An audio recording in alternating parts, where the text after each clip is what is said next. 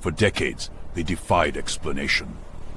Rocks, some weighing hundreds of pounds, sliding across a barren desert floor, leaving perfectly carved trails behind them in the cracked earth. No footprints, no tire tracks, no signs of human intervention, just stones and the mysterious paths they carved across one of the most hostile landscapes on Earth. Welcome to Racetrack Playa, a remote, dry lakebed in Death Valley, California, where rocks appear to move by themselves. This is the story of a geological mystery that baffled scientists for over 70 years, and the elegant solution that finally revealed nature's hidden hand. The year is 1948. Two gold prospectors working the desolate reaches of Death Valley stumble upon something impossible. Scattered across a perfectly flat, 3-mile-long lakebed, they find dozens of rocks sitting at the end of long furrows. Trails, etched into the dried mud that stretch for hundreds of feet. The rocks sit there, silent and still. But the evidence is undeniable. Somehow, these stones have traveled across the playa, carving deep grooves as they moved. The prospectors aren't scientists, but they know what they're seeing doesn't make sense. There are no slopes here. The playa is nearly perfectly level. There are no These rivers, intricate no patterns streams. reveal the relentless In fact, force of there's desiccation. barely any water at all. Death Valley is one of the driest places on the planet. And yet, these rocks have clearly moved. Some trails run straight. Others curve in graceful arcs. A few even make sharp turns, as if the stones changed their minds mid-journey. Word spreads. Within a few years, geologists begin making the arduous journey to Racetrack Playa to see the phenomenon for themselves. What they find only deepens the mystery. To understand this mystery, you first need to understand Racetrack Playa itself. Picture a flat expanse of dried mud stretching nearly 3 miles long and 2 miles wide, ringed by barren mountains. The surface is a mosaic of geometric cracks, the kind you see in drought-stricken riverbeds, forming an almost perfectly level plain. This is one of the most inhospitable places in North America. Summer temperatures regularly exceed 120 degrees Fahrenheit. Annual rainfall, less than 2 inches.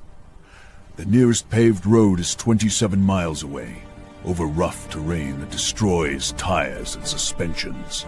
But it's precisely this harshness that makes the phenomenon possible to observe. Nothing grows here. Nothing disturbs the surface. When a rock moves, it leaves a record that can last for years. The rocks themselves come from the surrounding mountains, chunks of dolomite and syenite that tumble down the slopes and eventually find their way onto the playa. They range in size from pebbles to massive boulders weighing over 600 pounds. And somehow, against all logic, these heavy stones move across flat ground, leaving trails that can stretch for more than 1,500 feet. By the 1950s, the sailing stones of Death Valley have captured scientific imagination. Theories multiply. Some suggest powerful winds. Death Valley is known for intense gusts that can exceed 70 miles per hour. But could wind alone move a 600-pound boulder across flat ground? The physics seem impossible. Others propose magnetic fields, dust devils, or even seismic activity. A few fringe theorists suggest anti-gravity or alien intervention. Ideas quickly dismissed by serious researchers.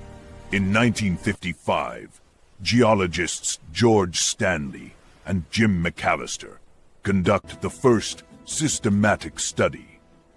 They map the trails, measure the rocks, and note the patterns. They observe that rocks often move in parallel paths, suggesting a common force acting on multiple stones simultaneously. Their conclusion? Wind combined with ice. The theory goes like this. During rare winter rains, the playa floods with a thin layer of water. When temperatures drop below freezing, which they occasionally do in this high desert, ice forms around the rocks. The wind then pushes these ice-encased stones across the slippery. The secret isn't wind alone, and it isn't ice encasing individual rocks. The answer is something far more subtle and beautiful. Ice rafts. Here's how it works. When the playa floods and temperatures drop, ice forms across the entire surface of the water, a thin sheet, perhaps just a quarter-inch thick. As morning sun begins to warm the surface, this ice breaks into large floating panels, or rafts, that can be hundreds of feet across. The rocks aren't frozen individually. Instead, they sit on the muddy playa floor, with the ice sheet floating around them at water level. When the ice makes contact with a rock, it forms a collar around the stone. Now, even gentle winds can push these massive ice rafts across the slippery, water-covered playa. And as the ice moves, it drags the rocks along with it. Slowly, steadily, irresistibly. This explains everything. It explains why rocks move in parallel paths. They're being pushed by the same ice raft. It explains the slow speeds and the gentle winds. It explains why the phenomenon is so rare. It requires not just ice and wind, but the precise timing of ice breakup during daylight hours with persistent breezes. The rocks aren't sailing across the desert. They're passengers on slowly moving ice rafts, leaving trails in the soft mud beneath the water. December 2013. A series of storms rolls through Death Valley, dumping unusual amounts of rain onto Racetrack Playa. The dry lake bed floods with water several inches deep, a rare occurrence. As night falls, temperatures plummet, ice begins to form. By morning, the playa is covered with a thin sheet of ice, and the research team's instruments are recording data like never before. On December 20th, something extraordinary happens. The rocks begin to move. But they're not moving the way anyone expected. The GPS data shows the stones sliding slowly, very slowly, at speeds of just a few inches per minute. But they're moving steadily, continuously, for several minutes at a time.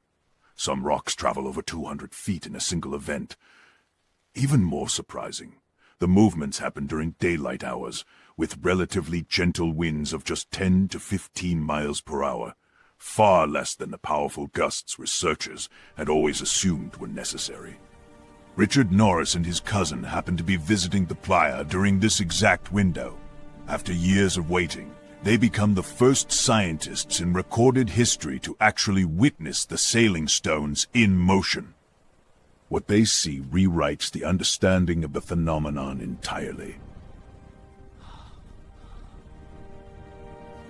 The year is 2011. Dr. Richard Norris, a paleobiologist from Scripps Institution of Oceanography, teams up with his cousin, engineer James Norris, to launch the most ambitious study of the sailing stones ever attempted. Their plan is simple but sophisticated. If they can't observe the rocks moving, they'll let the rocks tell them when and how they move. With permission from the National Park Service, they install 15 rocks with custom GPS units that can track their positions to within an inch. They also set up a weather station to record wind speed, temperature, and rainfall. But the GPS units are expensive and delicate. To protect them, the team embeds the devices inside hollow rocks, fake stones carefully designed to match the weight and surface area of natural ones. These instrumented rocks are placed strategically across the playa, waiting silently to record data whenever movement occurs. Then comes the hard part, waiting. 2011 passes. 2012 passes. The rocks sit motionless. The GPS units transmit their unchanging coordinates. The team begins to wonder if they'll see any results in their lifetimes. But they're patient. And in December 2013, everything changes. Observing the rocks in motion proves extraordinarily difficult. The conditions have to be perfect. Rain must fall on the playa, temperatures must drop below freezing, and winds must be strong, all at the same time. These alignments are rare, perhaps occurring only once every few years. And even when conditions align, they do so in one of the most remote locations in the continental United States, often during harsh winter storms, when access is dangerous or impossible. Throughout the 1960s and 70s, researchers make periodic pilgrimages to Racetrack Playa. They document new trails, photograph changed positions, and refine their theories. But despite countless hours of observation, the rocks remain stubbornly still. Some scientists begin to wonder if the stones move so slowly that the motion is imperceptible. Inches per hour, rather than feet per minute. Others suggest the movements happen exclusively at night, when human observers are unlikely to be present. The sailing stones become a geological ghost story, undeniable evidence of something extraordinary, but impossible to witness. Then, technology begins to change the game. The Norris team captures video and photographic evidence of the moving stones. The footage is mesmerizing. Rocks gliding almost imperceptibly across a mirror-like surface of water and ice, leaving dark trails of disturbed mud behind them. In 2014, they published their findings in the scientific journal PLOS ONE. The paper includes GPS data, weather records, time-lapse photography, and first-hand observations.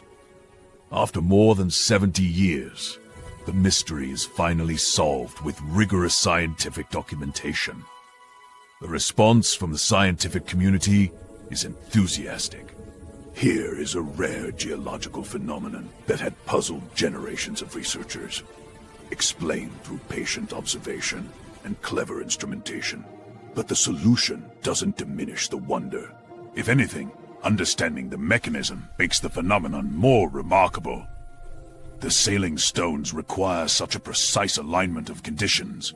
Flooding, freezing, thawing, and wind, all in perfect sequence, that witnessing them in motion remains extraordinarily rare. The rocks still move only once every few years. The playa still sits remote and forbidding, and the trails still stretch across the desert.